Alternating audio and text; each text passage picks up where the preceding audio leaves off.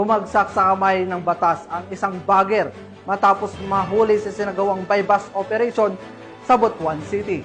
Ang kabuuan ng balita mula kay Patrolwoman Joanna Kawili.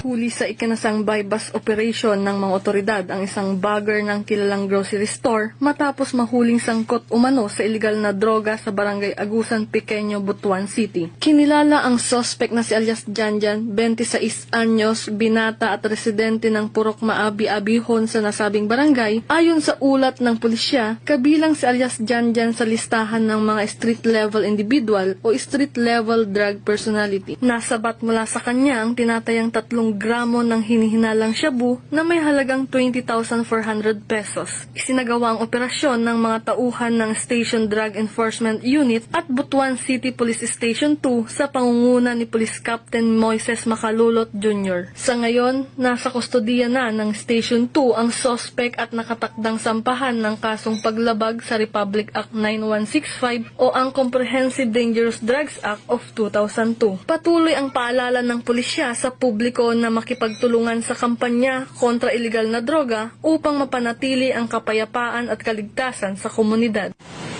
Mula dito sa Police Regional Office 13, ako ang inyong PNN correspondent, Patrolwoman Joanna Kawili, alagad ng batas, taga-taguyod ng Balitang Pulis.